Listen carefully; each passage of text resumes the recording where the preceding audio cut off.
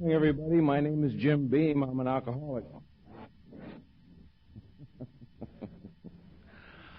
Ha!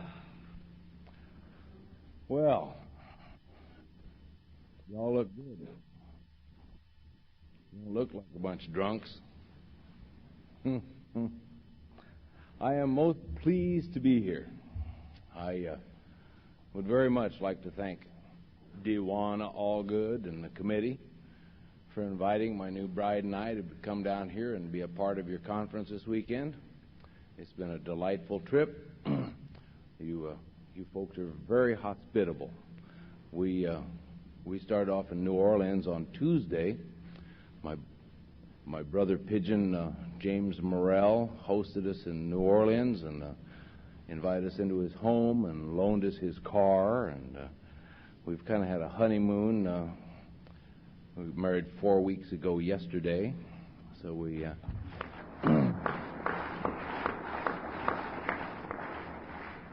kind of did the New Orleans thing in the French Quarter, and both Pat and I were delighted we never drank in the French Quarter. I believe you'd have a different speaker this morning if I had. And then we drove up through the hurricane path and saw what kind of force can be wreaked by nature. Just makes you feel very small when you see that damage that was done down there. Giant trees uprooted and homes ripped apart, and makes my life seem somehow insignificant in viewing that kind of force that's available out there. We got up here to Natchez day before, Thursday, and toured the antebellum homes, and just had a lovely time. You've all made us feel welcome and warm, and there's something here in the South that is unduplicated all over the country. I am fortunate in that I get to come out to these deals from time to time and share my experience, strength, and hope, and in doing so, I get to meet folks from all over the country, and nothing matches the hospitality of the South. And we're, in fact, it makes, if you're I'm from California, but I live up in Nebraska now, and it almost makes you feel uncomfortable when people want to go so far out of their way to help you make sure that you're comfortable, make sure that everything you need is there for you. We went into one of the homes yesterday, or the other afternoon, I guess it was Thursday afternoon or Friday morning, Long Branch or Longwood, and the fella at the gatehouse wanted to tell us his story. I mean, it was just, he just went on and on and on. I got the history of the USS Arizona while we're sitting there, and it was terrific. And Fred and all of the committee people have just been most gracious while we've been here.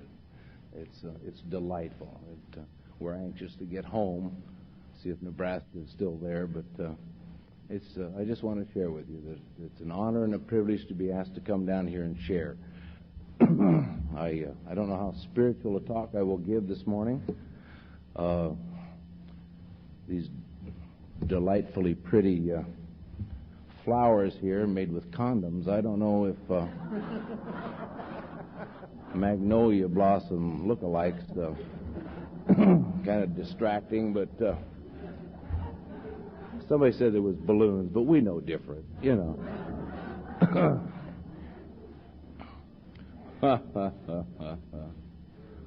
I would like to talk this morning to the new folks, those of you who stood up and those of you who didn't. We know who you are anyway. Newcomers look like a deer caught in the headlights. You know, they're kind of nervous and quick and don't know what's going to go on. We're glad that you're here. That you're nervous and new is natural. The advantage that we have, having been here for a little while, is we've been where you are. But new person, you haven't been where we are yet. We have been new, but you haven't been old, and we invite you to stay and shake it out through this deal. We know that you don't understand. We know that you're frightened. We know that you don't know if Alcoholics Anonymous is really going to work for you, because what you've walked into here, this thing we call A&A, is so foreign to what you're familiar with, so foreign to what you were taught. This is an organization with no leaders. I mean, the air conditioning is evidence that we have no leaders here.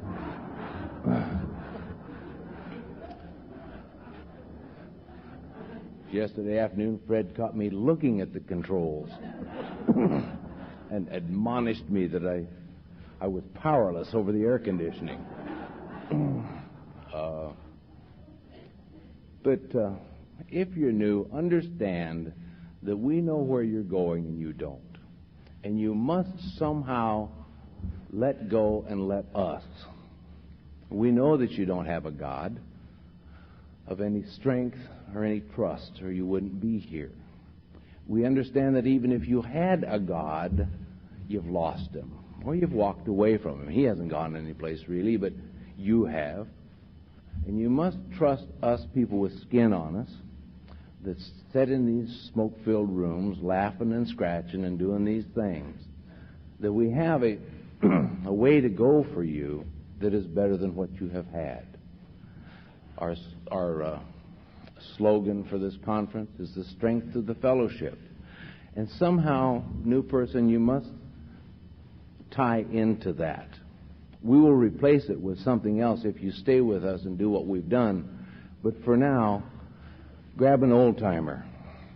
If he's 90 days sober, he's an old-timer to you. But grab onto him or her and hang on. You're in for the ride of your life.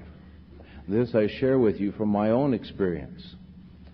I came into Alcoholics Anonymous 23 years ago, young and frightened and not understanding, and having tried many different things to get my life together. And I hooked onto the fellowship, as I'll share in a minute. It's important that I tell you a little bit about what I was like. Not what it was like, but what I was like before I got to AA. And I can best encapsulate that by telling you I was a wuss. I'm a wimp. I'm a sissy. I am not a man. I am not macho. I do not have one of those drunkalogs which includes prison terms and multiple arrests and tattoos and barroom fights in Bangkok. I did not write millions of dollars of checks all over the country and have multitudinous simultaneous marriages and illegitimate kids all over the world. I was a wimp. I was a mommy's boy, and I was not different and apart from. When I was a kid, I had a perfectly lovely childhood. It wasn't Norman Rockwell, but it was a small town in Southern California, a farming community not unlike Natchez. And I had a mother and a father, and my father worked, and my mother stayed home and cooked and cleaned, and I loved Mommy. I was a mommy's boy. If I hadn't gone into puberty, I'd still been a mommy's boy, I'll tell you. I learned to cook and bake and do all the stuff that mommies do. I learned how to remove yellow wax buildup from the kitchen floor, you know? And I didn't feel badly about that, or separate, or weird, or like I was different, or I've heard speakers say they thought they were adopted. They were just convinced they were adopted. They couldn't belong to these people. I've heard one speaker say he felt like a spaceship would eventually land in the backyard and say, "Okay, Bill, time to go home," you know? I never had any of those feelings. I had friends. I had little wimpy friends that I ran around with, and we exchanged recipes, and you know, I didn't raise a steer, and I never lettered in any kind of a sport. You know, I was in Glee Club, and I'd have been in home economics if they'd have let me, you know. And I had a wonderful childhood. No problem. Not a problem in the world. When I was an early teenager, 16, 17 years old, I got drunk.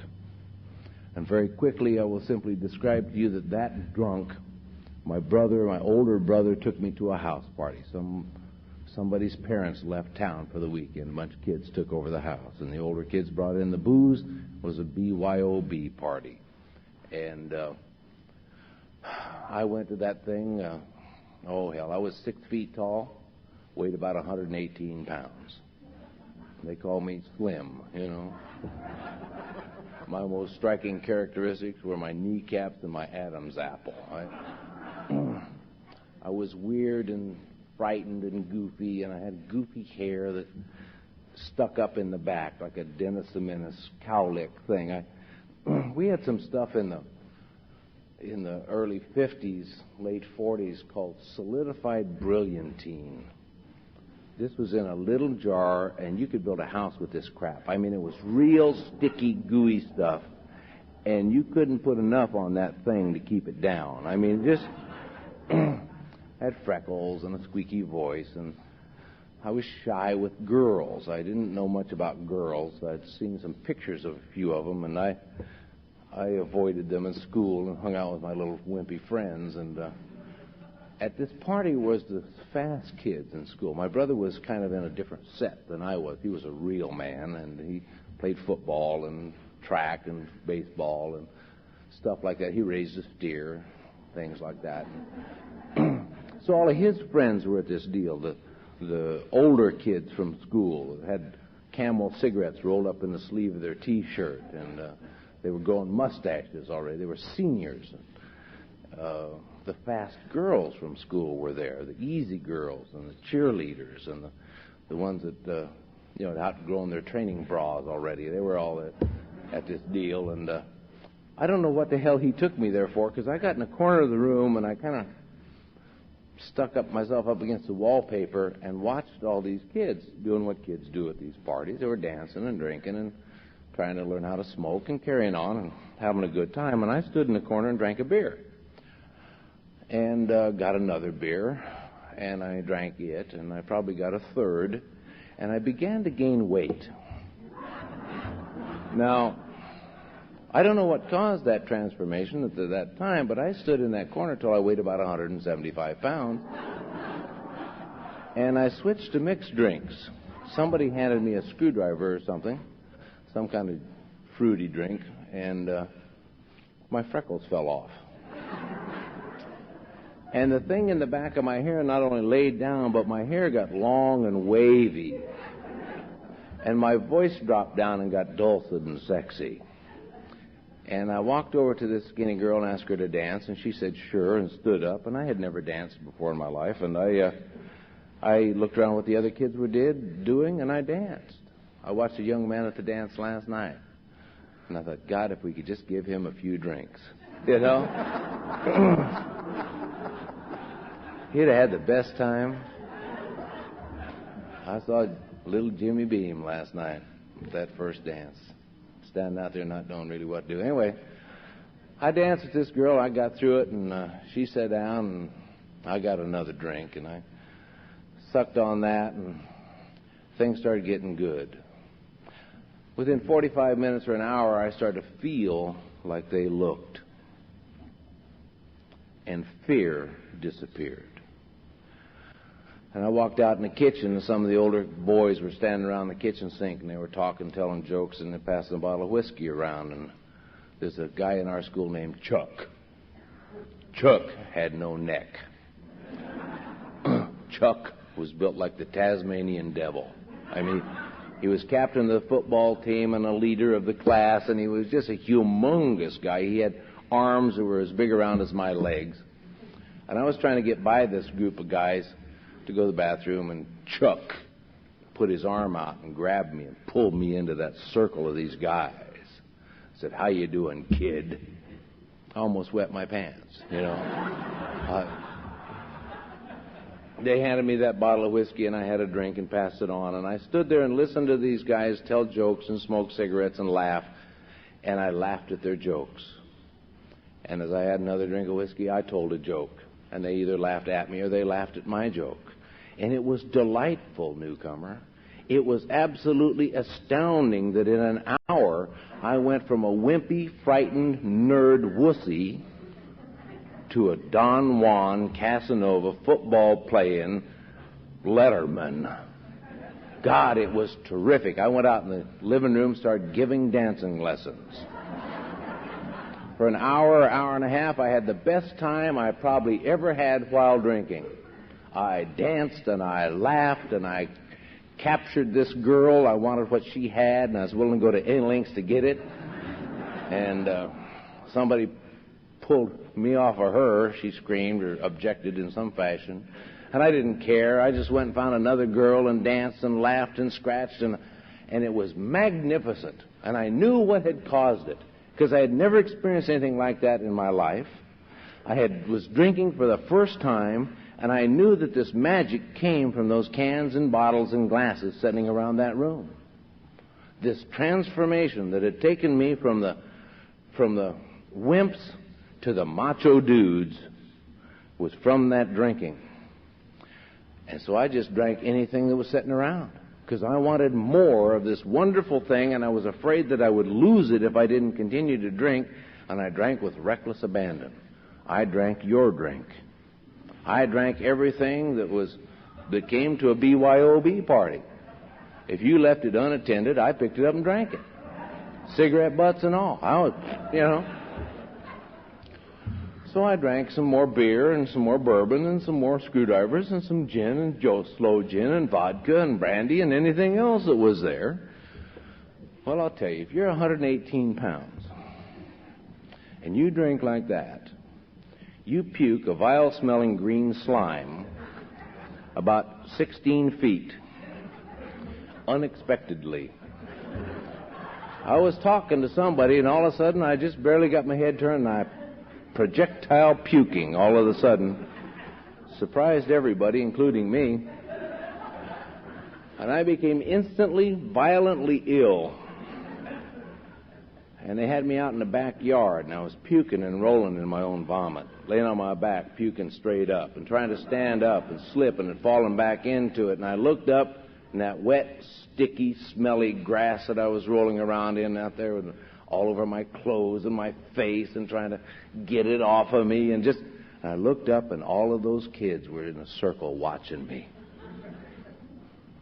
God, if you ever prayed for the ground to open up and swallow you, that was my prayer then, because the girls were giggling and the guys were making fun of my brother and laughing. And next thing I know, my big brother had the garden hose on me, trying to wash me down and sober me up. And I was humiliated and embarrassed. God, it was awful. And the next day I had the dry heaves all day.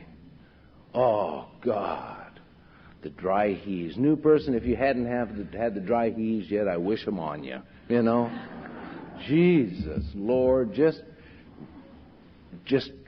trying to get anything out of your stomach, and all that comes out is air. You're sure your socks are going to come up any second. Oh, God, it was terrible. And I know that next day, which was probably a Saturday or Sunday, this party being on a Friday or Saturday night, I know that I must have sworn off forever, with or without a solemn oath. I must have, because I was sick all day long, and my head was pounding, and it was just awful. And I must have said, Jesus Christ, I'll never do that again. I will never drink whiskey, or I will never drink again, because I felt terrible. But something happened that night during that hour and a half that got recorded somewhere back in the recesses of my gray matter. That hour and a half when I was in absolute and total control of my life. That fun, that laughter, those girls, that acceptance by the football team, that at one with my peers, that feeling of total oneness with everybody was recorded back there indelibly. And it's still there today. That thing that alcoholic does for alcoholics, as Joe said the other day, Friday, was transcribed back in there, and it remains there today. And I know today that when fear comes, that there is a source to remove that fear, and it's available over the counter at the nearest package store. The nearest liquor store down on the corner, I can go and I can get something that will take away that fear, that feeling of apart from, that feeling of insecurity, that feeling of impending doom. I know that it's still there.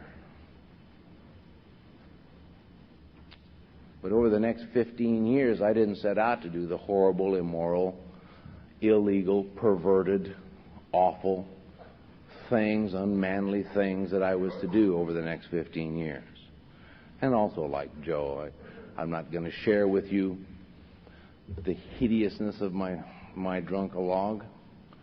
It would serve no purpose. Besides, if you're sitting in this room this morning waiting to hear your story, waiting to hear an alcoholic that drank exactly like you drank, you're not going to hear it. I don't believe that any of us will ever hear our story in its completeness in these rooms. Because there's over 2 million recovered alcoholics, they say, today. And I don't believe if you heard all 2 million of them share, you would ever hear your entire story. Because no two of us drank the same, in the same places, the same amount, in the same situations for the same period of time.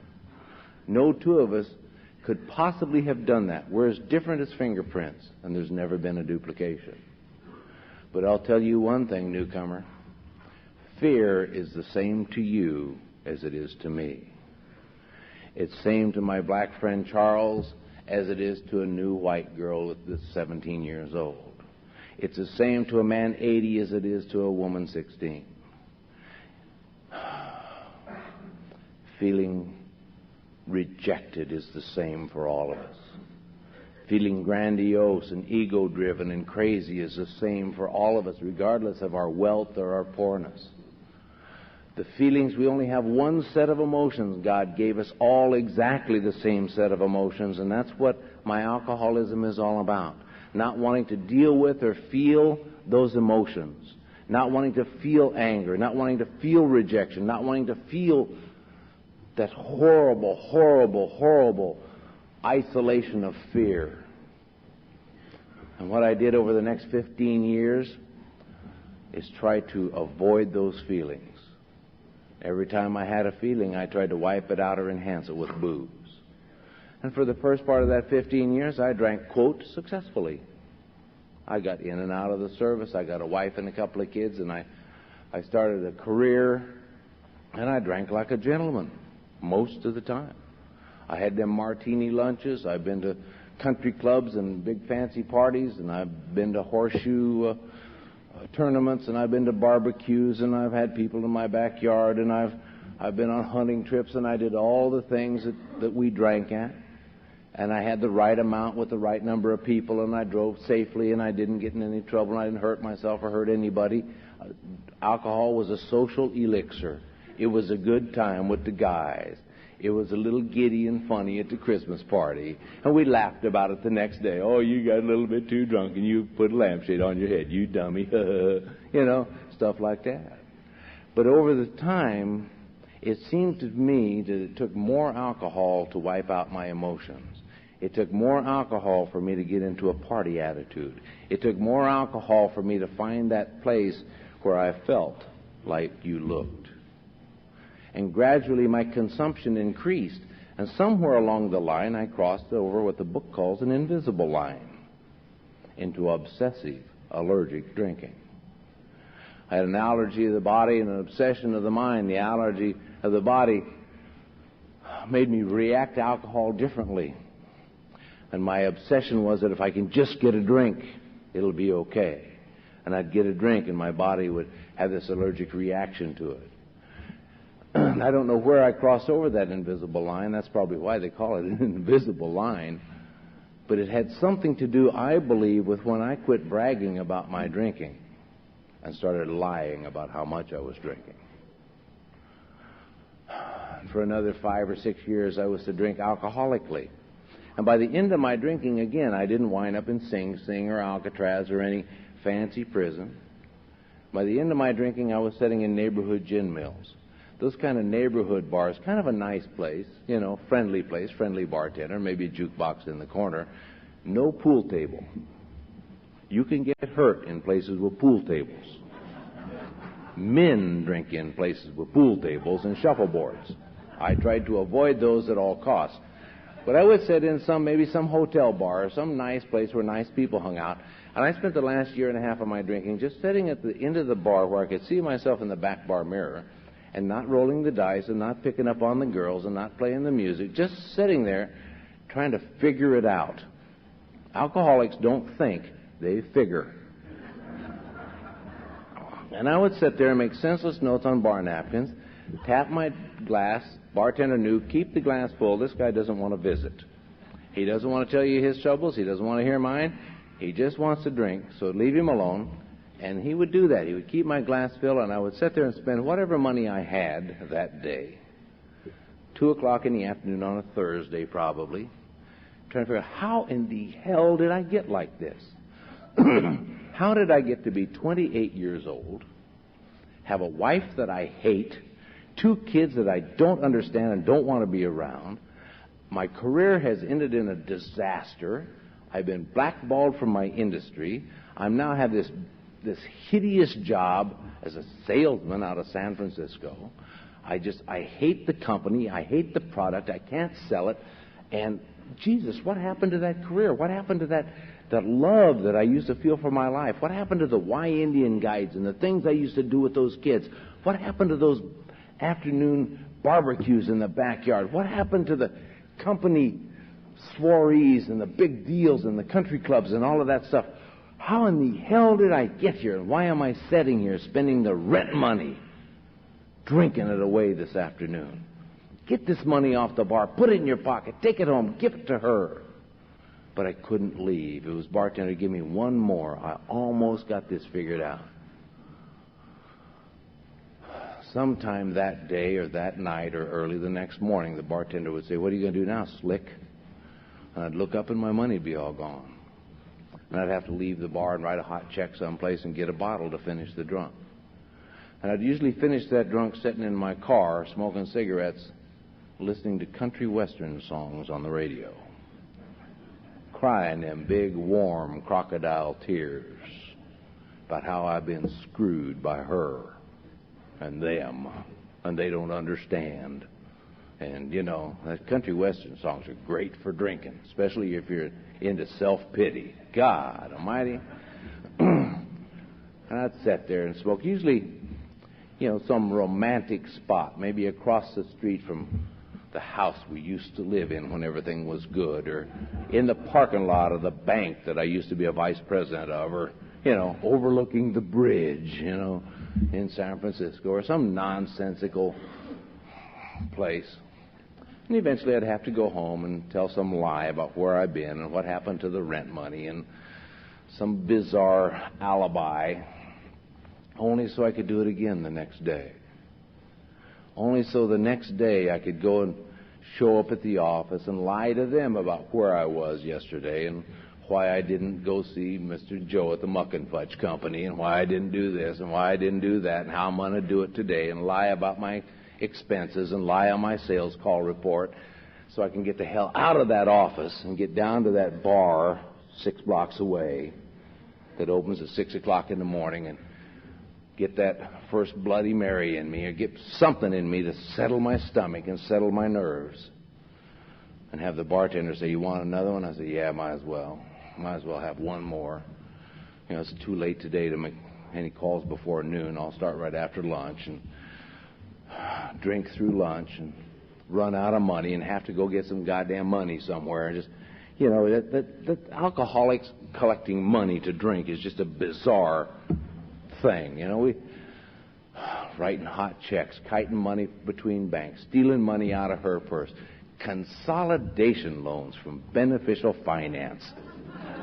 I mean, that should be one of the questions on the 20-question thing, Have you had more than 3 consolidation loans? Chances are you're alcoholic,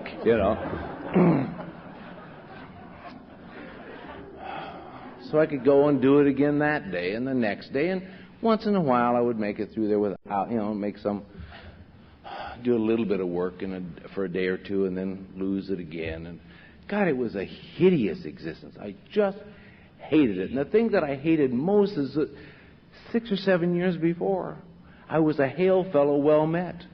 I was a young junior executive on my way up the corporate ladder. People were patting me on the back and they were giving me plaques for jobs well done, and I was hosted and looked to. My advice was sought after. I worked for a great organization, and I was doing a good job. And the world was my oyster. It was just, there was no doubt in my mind or anybody else around me's mind that I would be a successful man in industry and financially. And here I am, man, lying to everybody and stealing and sliding around and cheating on my wife and just an immoral leper. And what happened to me, newcomers, I came to in jail one morning in February. Now, there's 300 people in this room probably. I know that there's a lot of jail time in this room. A lot of you guys, you real men out there, you Marines and stuff, you did months or years in the big house. And I understand that.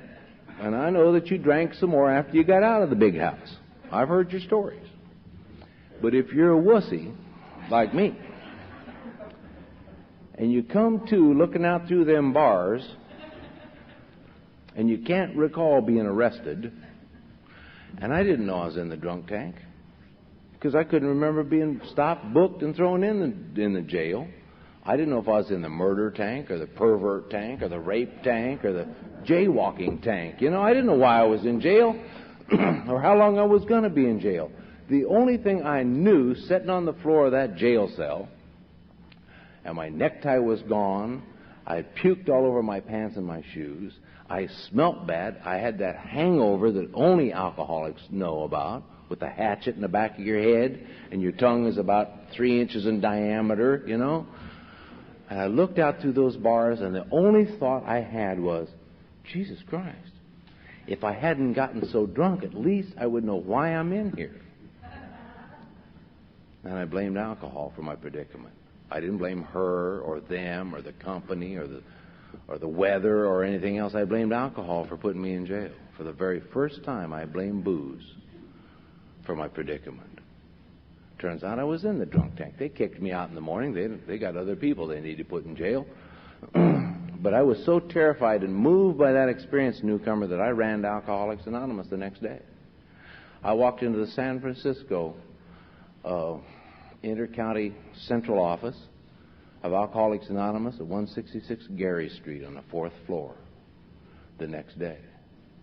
I walked right straight into that office, and I met a big, long, tall girl named Alice. I was scared. I didn't know what the hell kind of a deal AA was. I don't recall ever hearing anything about AA except barroom jokes. And I opened that door, and I stood in this little foyer they had. And this girl came out of an office on the other side of the room. She's about as tall as Dewana Allgood. She had bright red hair. It seemed to me she leaped across the coffee table. Said, "Hi, I'm Betty. I'm alcoholic." I thought, you weirdo.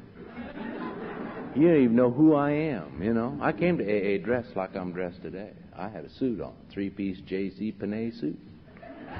I didn't look like no alcoholic. Another girl, little short, chubby girl, come out of another office, and she hurried over to tell me her name was Alice. Alice and Betty, and I turned their names around, but she was alcoholic. And I looked at these two broads who were standing there grinning from ear to ear, delighted to be alcoholics. They want to know what I wanted. I didn't know what I wanted. They want to know if I had a drinking problem. And I said, well, I know, I hem and I hawed around. They took me and introduced me to Paul. Paul Gardner, now dead, was the new manager of Central Office. I thought he was the president of AA. He had a suit on. He was a distinguished-looking older fellow, about 40, 45. I sat in Paul's office for what seemed like hours and hours and hours, and I kept asking Paul if I was alcoholic. And he wouldn't tell me. every time I asked him if I was an alcoholic, he would tell me about his drinking. Now, this old fart has a hearing problem, you know. And I would say things like, if you just drink beer, can you be alcoholic? He'd laugh and tell me how much beer he used to drink. Well, if you just drink at home, and he told me about setting up a bar in his house so he would do all of his drinking at home and how that didn't work. And I wanted to know if I was alcoholic. He kept telling me about his alcoholism. Jesus, what am I going to do? He started telling me one-liners and funny stories, and he started taking things out of the secret place. Now, we all have this secret place, and most of us still have it today in some degree. But before you get to AA, we know, newcomer, about your secret place. That dark place behind your belt buckle where you have been putting stuff since you were about 4 years old. Everything from little white lies to masturbation and grand theft that you've been hiding in the secret place. Little nickel and dime compromises and giant things that are of international scope for some of us have been hidden and covered up in the secret place. And you guard that secret place with facades and threads and attitudes and humor and things. You get a lot of stuff. You get a $600 suit on, a lot of jewelry, and smoke a pipe, and they don't look in your secret place, goddammit. You know, they're afraid of you, you know. You get tattoos all over, and you grow a beard, and you look at them weird, and they won't look in your secret place. You cover it up, and you defend it. And we know about you doing that, because we've been there with our secrets all covered up with all this bullshit. And this guy, this old man named Paul, started reaching into the secret place and pulling out his secrets and sharing them with me. And the worse they were, the funnier he thought they were. The sicker and more illegal and immoral they were, I mean, he could barely stay in his own chair. He was laughing so hard at these horrible things he had done. I was aghast. Why is he telling me these things? Men don't tell men these things. If you had loaded a .45, pulled back the hammer, and stuck it in my ear and said, "Tell me a secret out of your secret place," I couldn't have done it. I could not have done what he was doing without me requesting him to do it. Well, Paul was a strange man. I didn't understand where he was coming from or why he was telling me this stuff, but I just loved him. He was either the craziest sumbitch I'd ever met or the most honest man I had ever met. And I really didn't know which. He told me a story. He took me over to the window, looking down on Polk Street, a busy street in San Francisco, and he said, "Come here." And he took me over to this window, and we looked down on the street. And we were up on the fourth floor looking down on this kind of a narrow, busy street.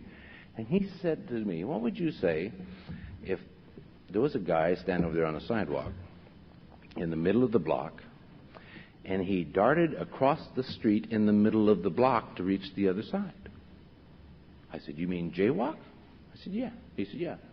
I said, "I'd say he just jaywalked." He said, "What would you say if the guy got to this side and didn't go in the store, he just went back across the street?" I said, "Well, he forgot something." He said, "But he didn't go to his car or from whence he came on the other side of the street. He stood there for a little bit, looked around, and without even looking, he ran back across the traffic and almost got hit by a car." I would say, "Well, he's a bob off plum. You know, he's not acting real bright." He says, "And the guy just almost got hit by a car. He gets to this side, he waits 2 seconds and turns around and runs back across the street and gets clipped just slightly, just gets knocked down." I said, "Well, he's acting a little strange." He says, "The guy goes away, but the next day you look down and there he is back there again. And he's running back and forth across the street, all up and down, but he doesn't go to the crosswalks, he just jaywalks constantly.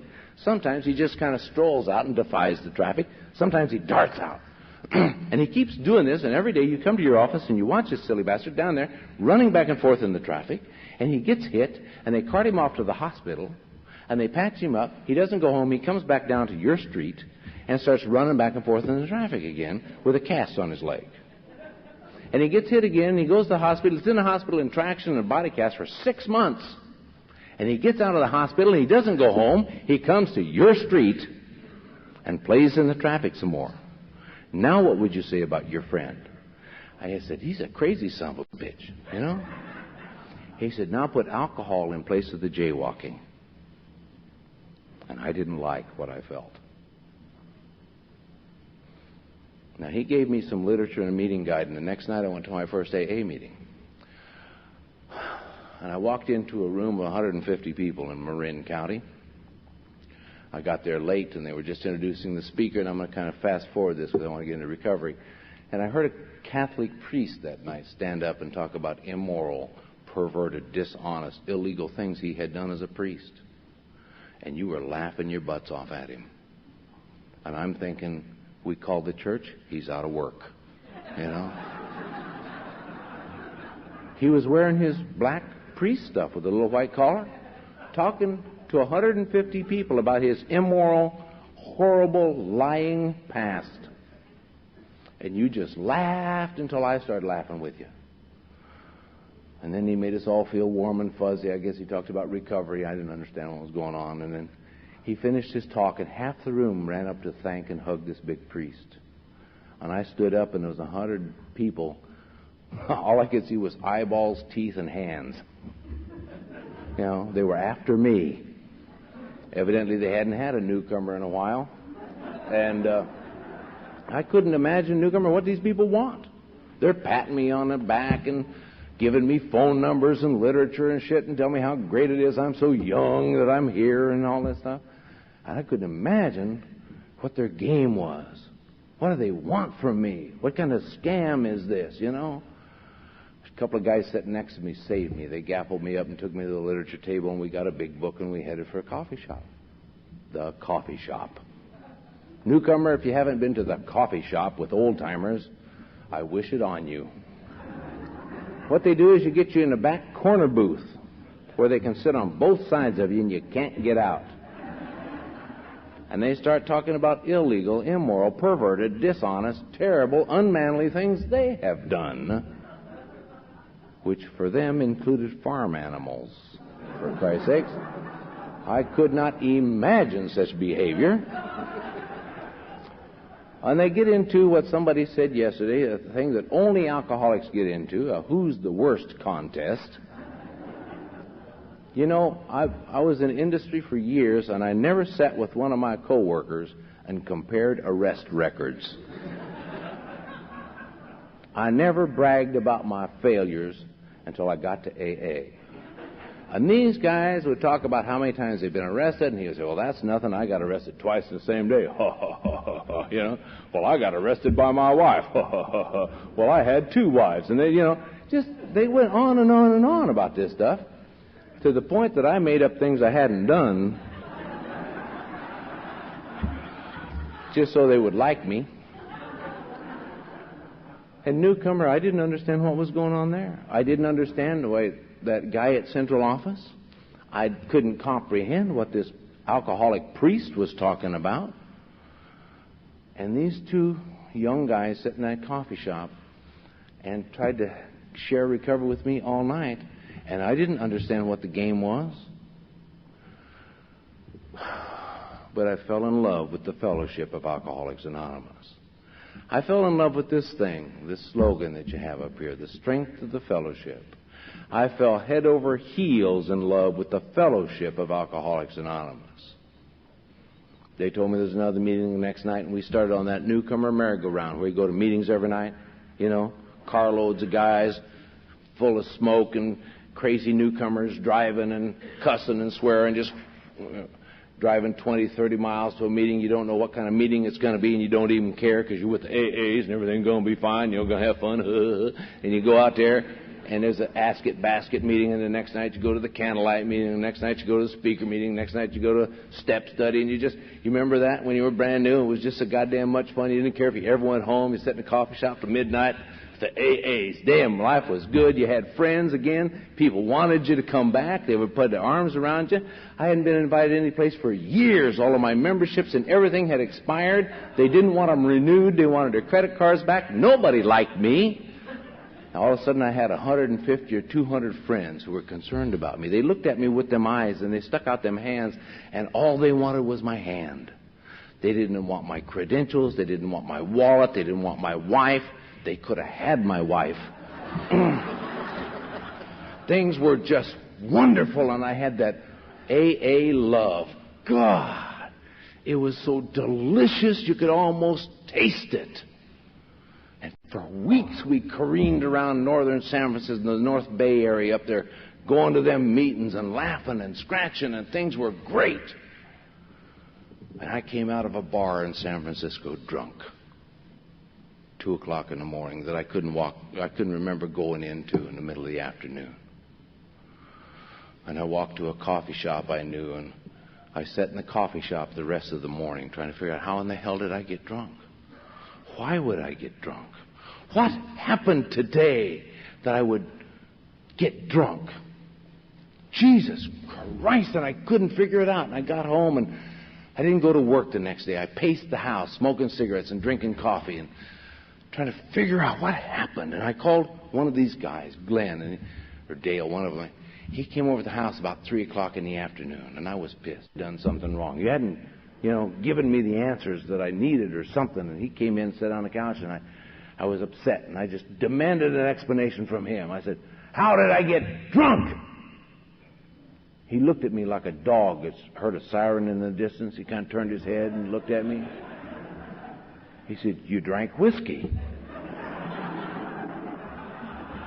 I said, why would I drink whiskey? He said, you're alcoholic. I said, but you don't understand. I love AA. I love you and Dale and the fellowship and the meetings. I started naming people in that raggedy old clubhouse we had in San Rafael. Had no lock on the front door. Was always people there, and I spent hours and hours in that clubhouse. And I went to meetings every night, and things were good. And there was some hope in my wife's eyes, and the kids were glad to see Daddy come home again. And Jesus, why would I turn my back on that for a night of drinking I can't even remember? And he reached over on my coffee table. What happened to that big book was here? Oh, you gave it to that newcomer. Jesus.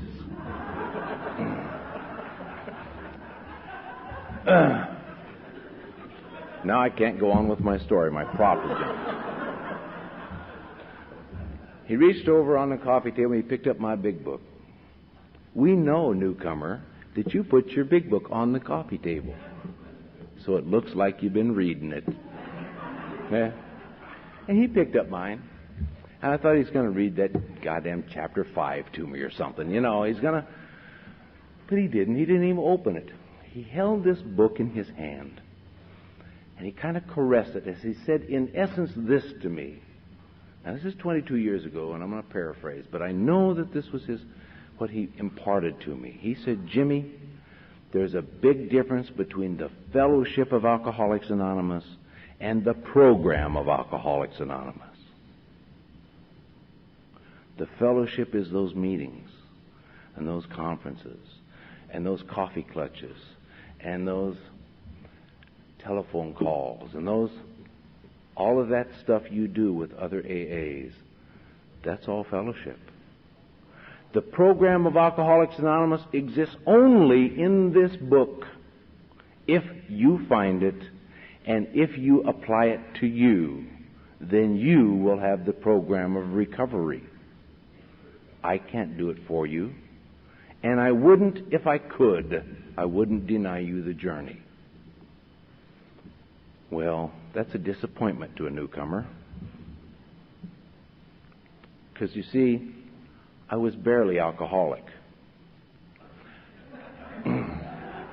Just a wee bit pregnant. I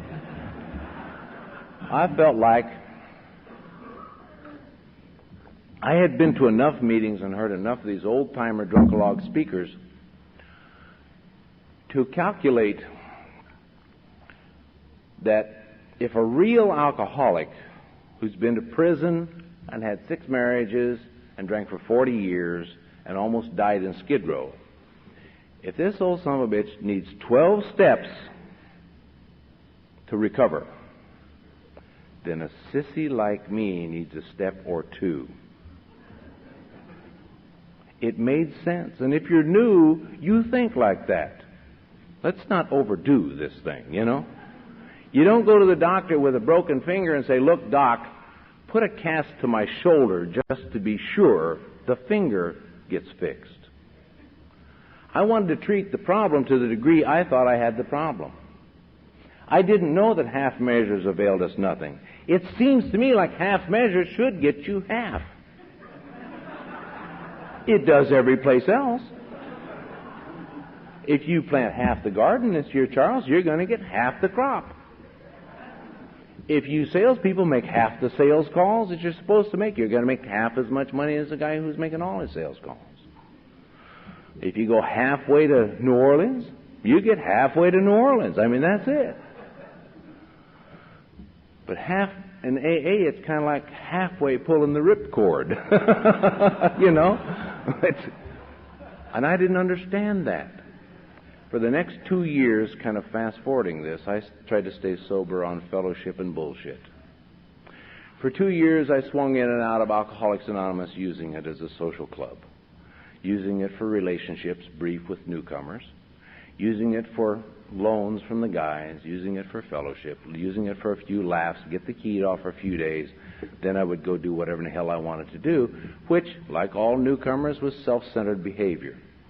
Selfish, self-centered interests, affairs with women, stealing and lying and cheating and not getting honest. And for 2 years, I got sicker and sicker and sicker. My disease rapidly declined, and I couldn't detect it. When I was in AA, it seemed like I was doing all right. I mean, because I'm glib and because I'm not afraid of a microphone. When I was in AA, they would ask me to lead meetings and read and be a short speaker and stuff like that. And I could always stand up and quote the book or quote some speaker and put off enough bullshit that people said, "Ooh, boy, that Jim, he's really something, isn't he?" You know? And 3 days later, I'd be sitting in a bar sucking on a martini saying, "Jesus Christ, what do these people want down there at AA? Are you with anybody, Grandma?" You know, as Clancy says. Just such...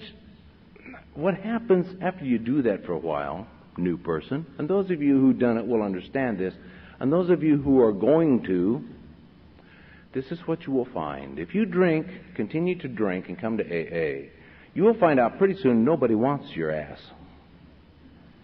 They get tired of your nonsense down at AA. They do.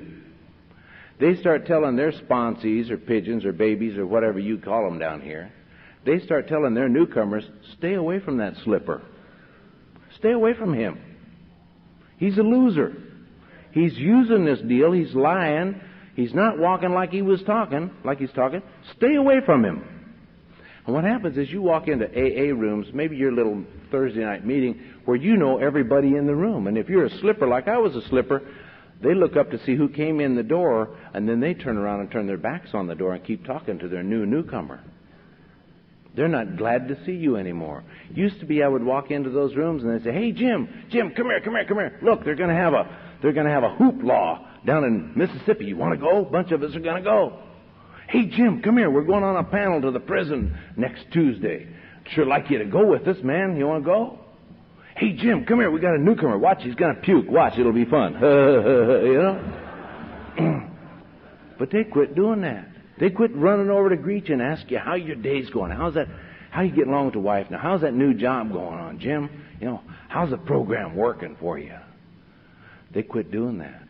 They look up and say, "Oh, it's him, huh?" And they go on laughing and talking to their newcomer.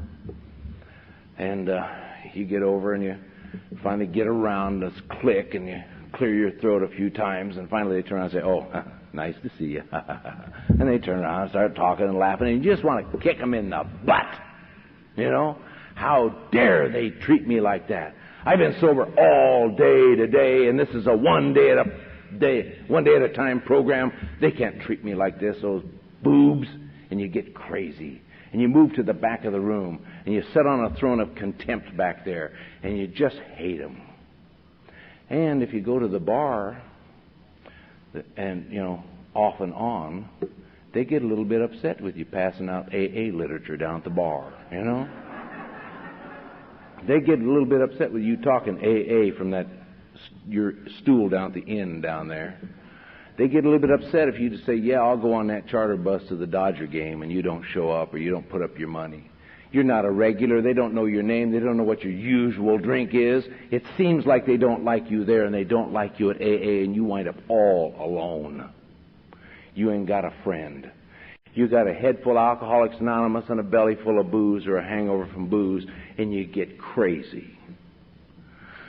In January 1971, I had about 4 or 5 months of osmosis sobriety. That kind of sobriety, somebody talked about this weekend, where you come and you sit in an AA meeting every night or almost every night, and you try to catch this thing by rubbing up against alcoholics. And you sit in that chair, and you listen to those dull, boring speakers of that stupid subject. They're talking about that goddamn inventory again, you know. They're doing something that you haven't done, but you just hang tight with them and you don't drink no matter what. You know, if your ass falls out, just bring it to the meeting with you, you know. Just that kind of nonsense, and you just get crazy. You don't know what the hell they're talking about, and this thing's not going to work for you, but you don't drink.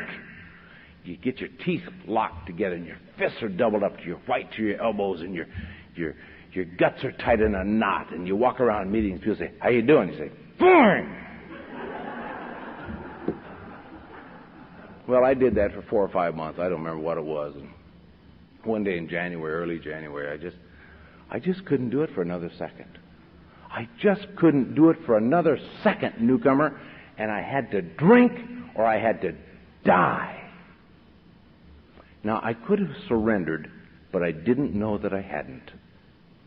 I had no idea that I hadn't given it up. And I drank that day in January of 71. I walked into the bowling alley across the street from my now prestigious job selling TV sets at Ward's. It was a good job. I just hated it. And had a drink. Then I had another drink. Then, of course, the drinks had to have a drink. And I came to in Hawaii several days later, puking and jackknifing around this little room a stone's throw from Waikiki Beach. One of those kind of drunks where you got to look out through the Venetian blinds, try to figure out where you're at, you know? Oh, shit, palm trees.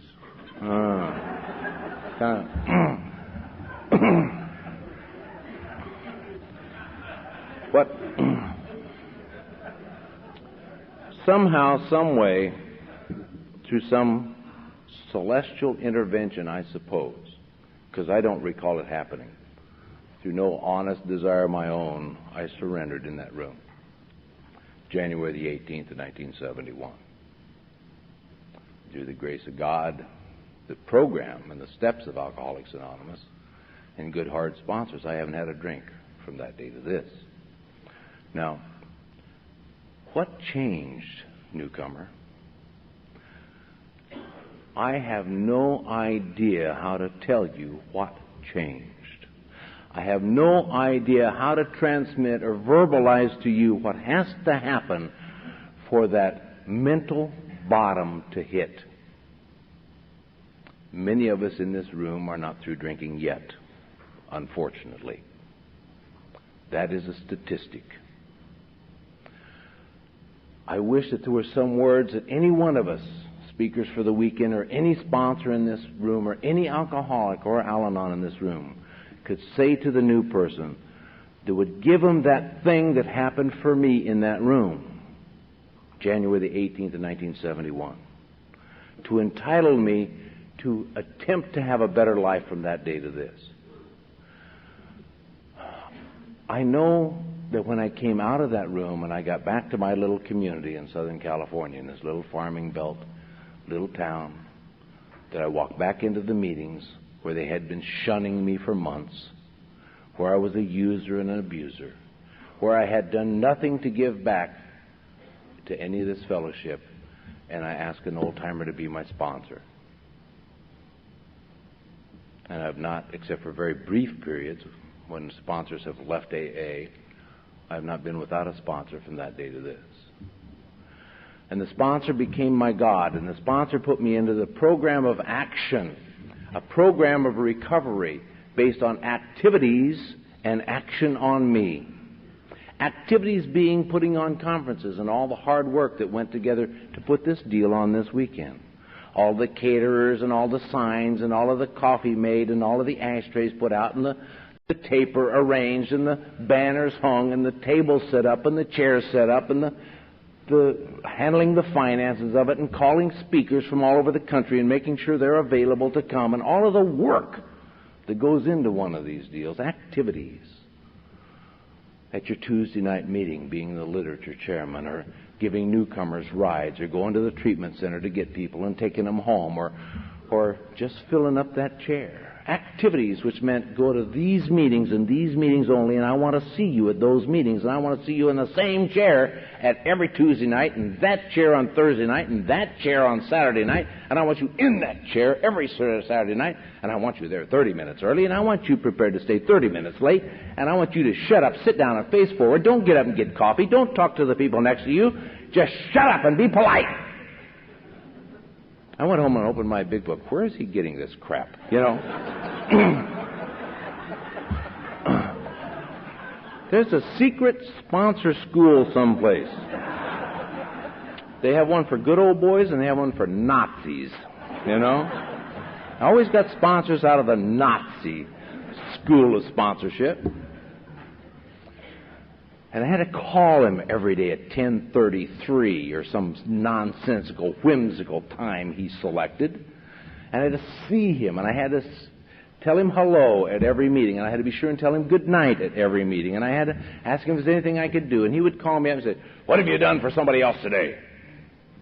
"Well, I didn't kill my wife this morning, you know." "Oh, bullshit. You helped somebody today." Click, you know. And he put me into activities that made I couldn't figure out what the hell is he doing.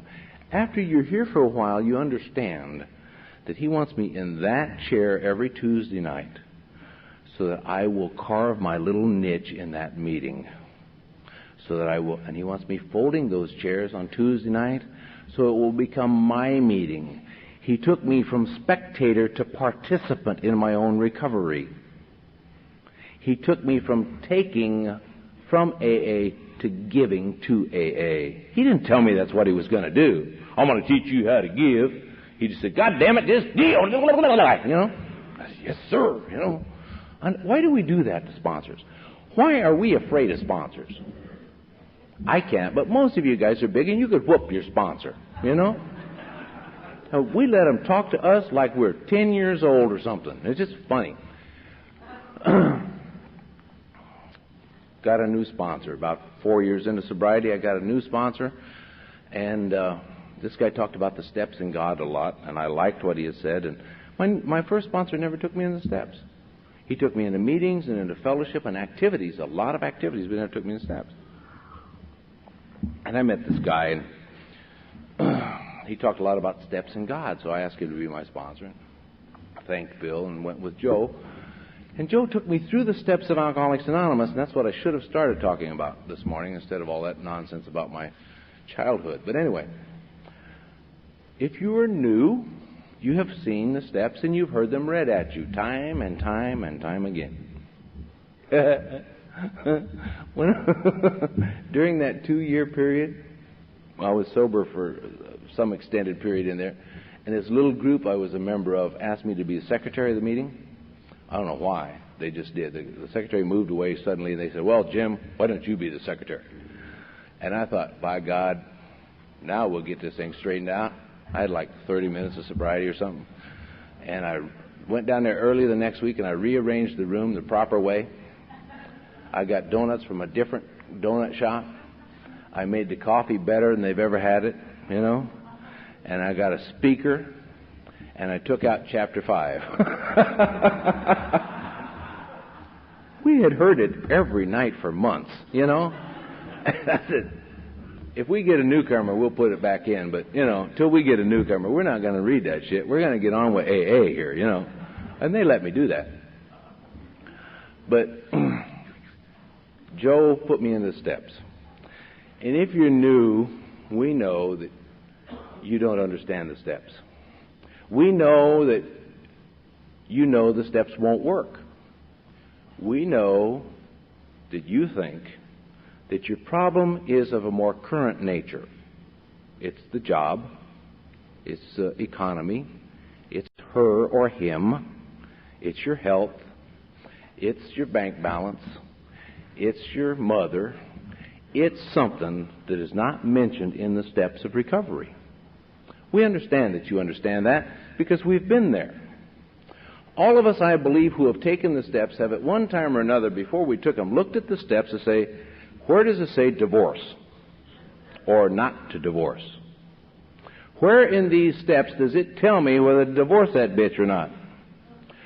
Where does it tell me in these steps how to guide my career so I'll have financial success and retire by the time I'm 50?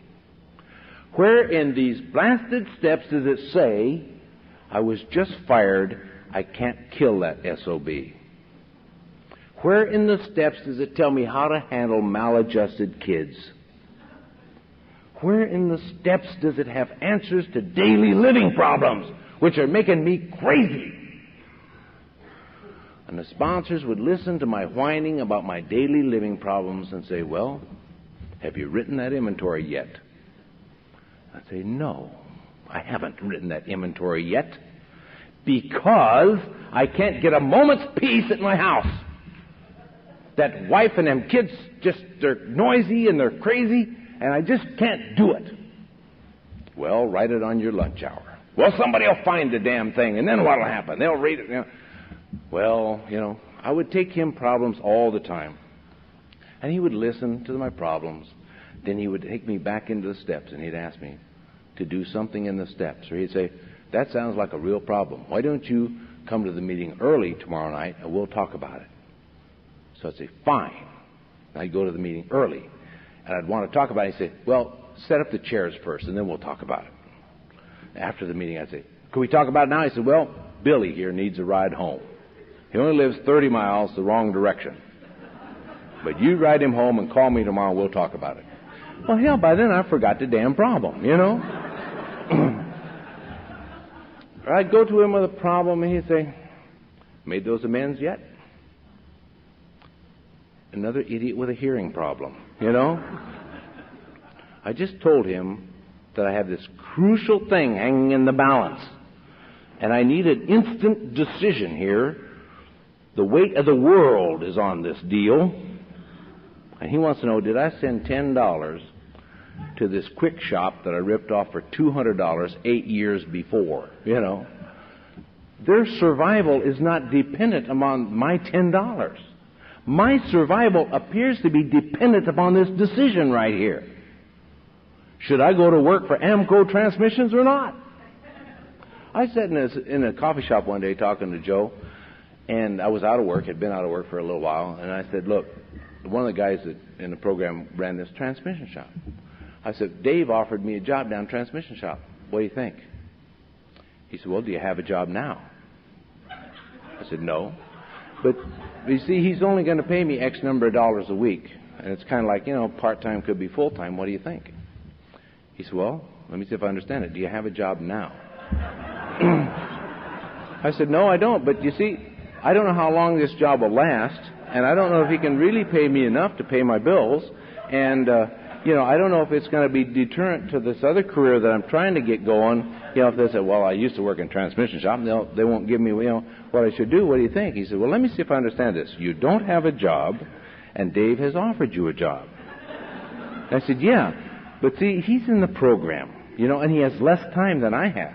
And I don't want it to mess with, meetings and stuff like that. What do you think? He said, well, let me see if I understand it. You don't have a job. Dave has offered you a job,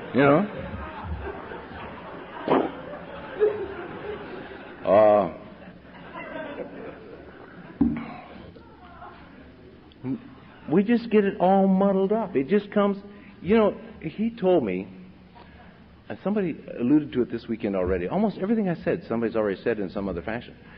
But he told me, he says, Jimmy, alcohol is this much, holding his finger a quarter inch apart, this much of what's wrong with you.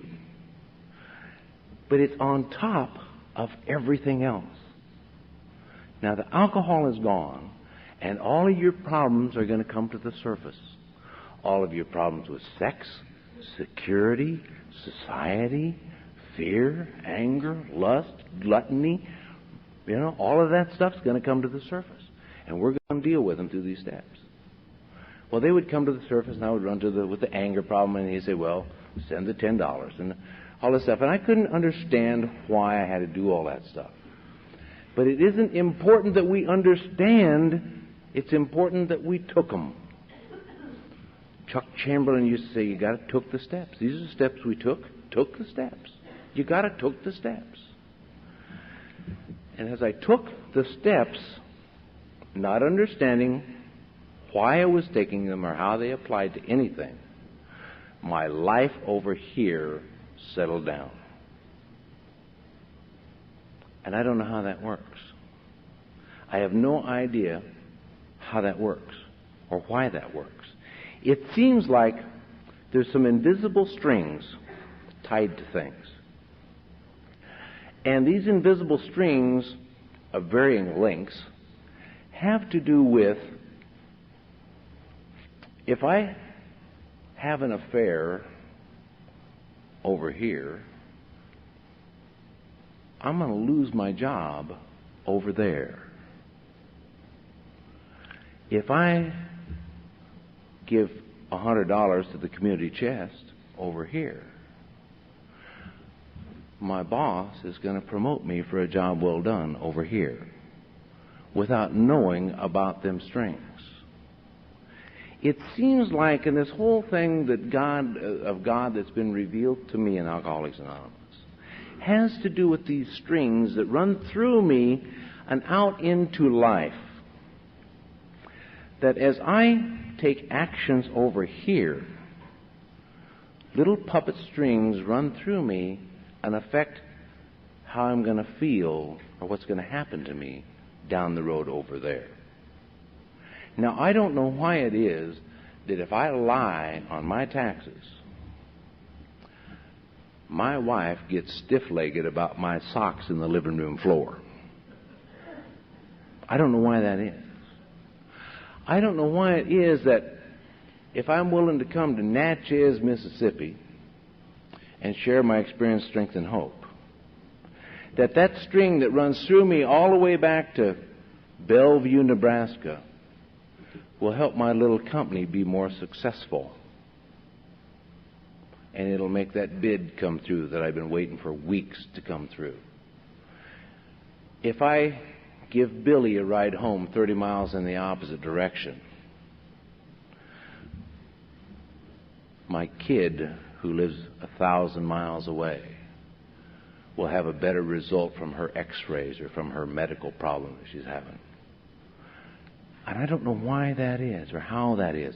I am not much for celestial intervention in my day-to-day affairs. I really don't believe that God chose me and let somebody else die. I don't really get much into Him helping me find my glasses when I can't find them, or giving me jobs that I have bid when I really needed them, or these what we call coincidences. I don't know if that really happens. I'm not saying that it doesn't, but I can't get into it too much. But I know that the better I act, the better the results are from left field. And I don't know why that is, because there's no way this person knew about that person. No way. They're thousands of miles apart. But as I do these things, good stuff comes from over here. And as I selfishly make decisions based on self over here for my selfish, instantaneous gratification of my lustful desires, it goes to hell in a handbasket 1,000 miles the other way and comes sweeping in to wreak havoc on my life. If you're new, it's important that I try to tell you, that I try to share to you, whether your hearing is turned on or not, that the steps do this. And they're not going to tell you they're going to do it. They're going to give you some promises at the end that you can't comprehend. You don't even know what those promises mean, but they'll give them to you, and plus, if you will do these things that we ask you to do, something like the amends, I used to tell my sponsor, what good is it for me to send this major multi-billion-dollar corporation $10 a week on a lousy $200 they don't even know that I stole? I need the $10. My family needs the $10. Tony needs a new pair of shoes, for Christ's sakes. Why do I have to make them like me? He said, you're not doing it so they will like you, you idiot. You're doing it so you will like you. What a concept.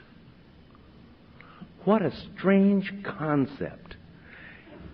To set the record right so I will like me. Because I'm all I got. I'm all I got. Corporations will come and go, and they're coming and going rapidly in today's economy, you know. People will come and go. Wives may come and go. Husbands may come and go. Jobs come and go. Cars come and go. Everything is transitory, it seems, except this. This thing that I am and that I can be as a result of a thing called Alcoholics Anonymous and a God that was revealed to him in here for me, who lives inside of me and manipulates these strings. I love this thing called Alcoholics Anonymous. I love the people in it because they are its representation. I love the people in it because they carried it to me. And the new people in it allow me to continue to look at me. When I'm listening to some goofy kid that I sponsor whine to me on the phone at 11 o'clock at night about how he can't find his relationship is a mess again, I mean, how is that helping me? Jesus, Lord. It's keeping me from thinking about me for 10 minutes is how it's helping me. It's making me examine the steps and the program of Alcoholics Anonymous and everything that I have learned and heard and believed, or even not believed here, to try to assimilate some sort of an answer for this boob, so he will understand if he sends the goddamn $10 to the corporation in San Francisco, she will be okay. You can't tell that to a newcomer. They'll go get a new sponsor. He said, my sponsor must be on something. He said, if I send $10 over there, I'll fall in love with that bitch, you know. If I send the $10 over there, I will fall in love with what I have become. And when I love what I become, and I start being happy, joyous, and free, then pretty little girls like Pat, who have a life of happy, joyous, and free, start rubbing up against me and saying, hey, want to have some fun? You want to be happy, joyous, and free together? You attract what you are. And when we're new and we're sick and we're self-centered, we go looking around for new, sick, self-centered relationships. I wonder why they don't work, you know. We don't go looking for somebody who's well and who has a spiritual program and who has, you know, values and who has worth. We go looking around for something that's quick and easy and, you know. And like you, newcomer, many times today I will trade 20 minutes of instant gratification for a year of long-range comfort. Because that's my self-centered nature. What Alcoholics Anonymous does and what the God that I have found here within me does is helps me to fight beginnings. Helps me to recognize, they say the road gets narrower the longer you're here. And there's a couple of people here who have been sober over twice as long as I have, 45 years. The lady last night, 45 years. But Alcoholics Anonymous, the road gets narrower, and that sounds a little negative, like you're going to have less fun the longer you're here, you know. But it's not so, really. What happens as the road gets narrower, I can get further off of the path before I realize it. I can't get as far off the path before I realize it. I can't be as dishonest or as immoral or as self-centered as I used to be able to get away with, because I recognize it more quickly, or my guys I sponsor will point it out to me, the ingrates, you know. My wife will point it out to me, and certainly my sponsor will point it out to me. It's important that I have a sponsor, a single sponsor to me, and that sponsor know everything about me from masturbation to mutual funds. If I ever get any mutual funds. It's important that he know me well enough to see me clear across the room what kind of shape I'm in. It's important that he know me well enough so that he knows my snowballs. He knows. Let me tell you the snowball story. I'll try to get us out of here. Up north it snows a lot. And I suppose all of us have made a snowball from time to time, and a snowball's no big deal. Every kid has made a snowball that's had snow around him. Pack a bunch of snow together, throw it at somebody or something.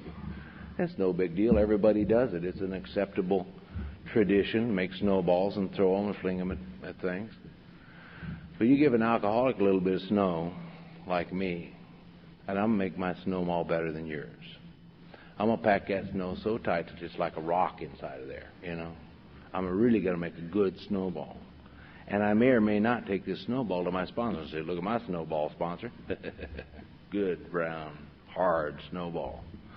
And he may or may not say, yeah, it's a nice snowball, and go on talking to his friends, his old-timer friends. And I may be upset by that and say, well, you ingrate, and I'll make my snowball a little bit bigger. You'll see it now, boy. I take it and say, look at this snowball. He says, I'm busy. But it's a big snowball. I'm busy. So I'll just say, well, I'll show him. I'll make it bigger.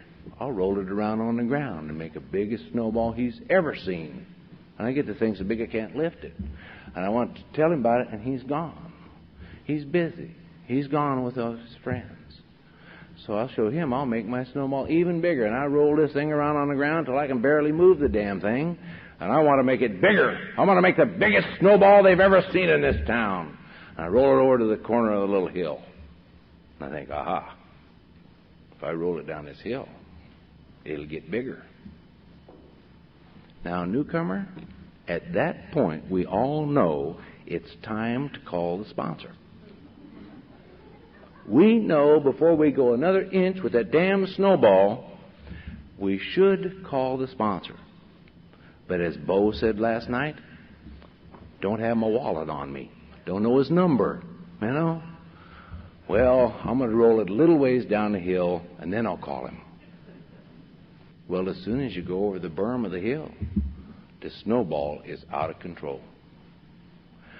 And it starts rolling down the hill. And now if you're new like I'm new, you still don't call your sponsor. You try to stop the damn thing, you know. You're running after it. You get underneath it, you try to stop it. And it gets you in it. It takes you and the snowball, and the whole mess goes to the bottom of the canyon.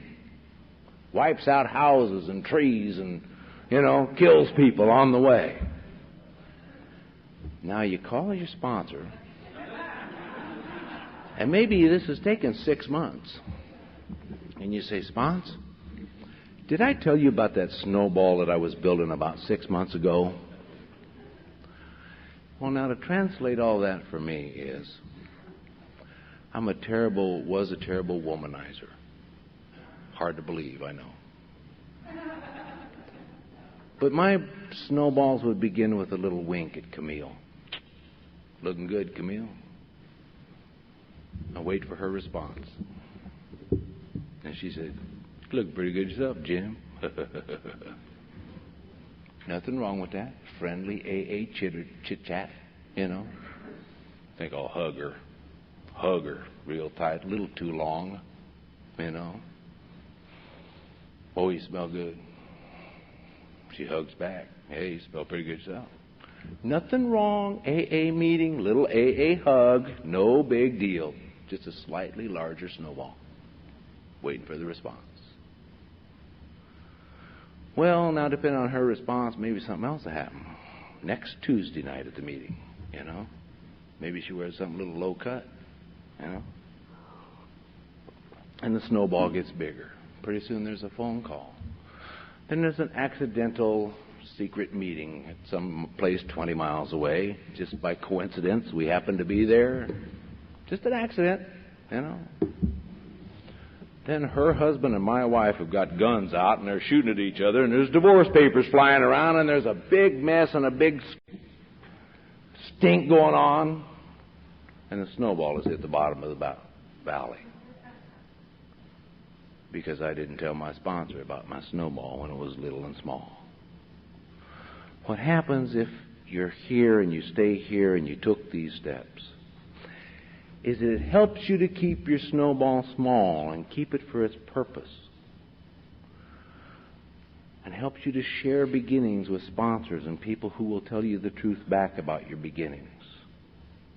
And it helps you to understand, helps me to understand that if I wink at Camille and I hug her a little bit too long, that an alarm goes off in the back of my head because that string is tied to something else.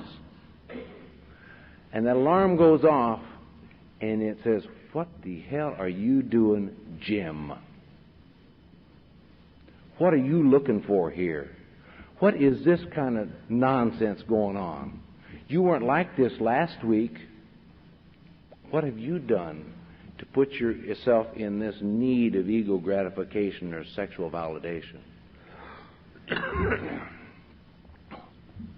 And I can take actions to keep from hurting my wife, to keep from hurting Camille and her husband, and my reputation and my character and all of that.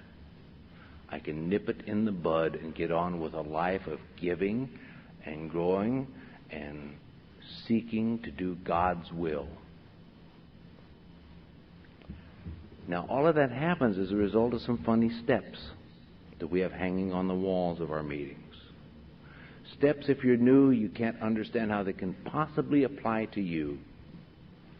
But if you will do them, it will give you, I am certain, as it has given me, a way of life that is happy, joyous, and free most of the time. I took them steps.